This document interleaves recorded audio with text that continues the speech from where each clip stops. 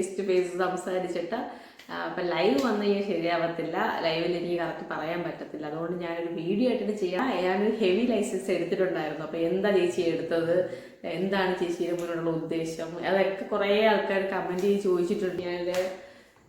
എനിക്ക് കാക്കി ജോലി ഇഷ്ടമാണ്, കാക്കി എനിക്ക് ഇഷ്ടമാണ്, എൻ്റെ ഇഷ്ടപ്പെട്ട ഫീൽഡായിരുന്നു കാക്കി.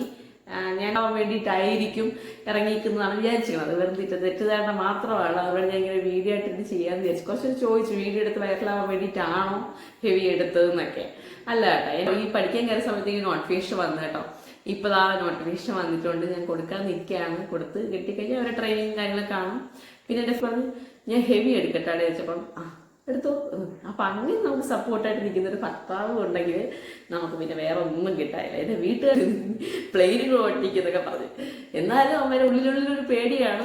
പിന്നെ ഇത് എടുത്തു കഴിഞ്ഞാൽ അമ്മയ്ക്ക് സന്തോഷമായിട്ട് എല്ലാവർക്കും സന്തോഷമായി. അങ്ങനെയാണ് പുള്ളിക്കാരൻ ചോദിച്ചാൽ അജയ് പേര് അജയൻ ചോദിച്ചാൽ ഞാനാണെങ്കിൽ നമുക്ക് ഹെവി എടുക്കാനായിട്ട് പറഞ്ഞു. ഇപ്പോൾ എന്താ ആളുണ്ട്, ഞാൻ റെഡിയാക്കി തരാമെന്നൊക്കെ പറഞ്ഞ് ആൾ ഒന്നും നോക്കാതെ ഓക്കെ പറഞ്ഞു കേട്ടോ.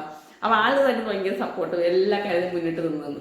അങ്ങനെ നീ ഹെവി എടുക്കുന്നതിന് മുന്നേ നീ ഒരു ദിവസം ഞങ്ങളുടെ വണ്ടി വന്ന് കൈ ഒന്ന്, നമ്മൾ ചെറിയ വണ്ടിയിൽ ഓടിച്ചിട്ടുള്ളൂ, വണ്ടി ഓടിച്ചിട്ടില്ലല്ലോ, അതൊന്ന് കയറി ഇരുന്ന് വണ്ടി എടുത്തു നോക്ക്. ഞാനിവിടെ രണ്ടുപേരെ, കാരണം 1.5 വർഷം കൊണ്ട് ആ ബസ്സിൽ ഞാൻ വരുന്നത്.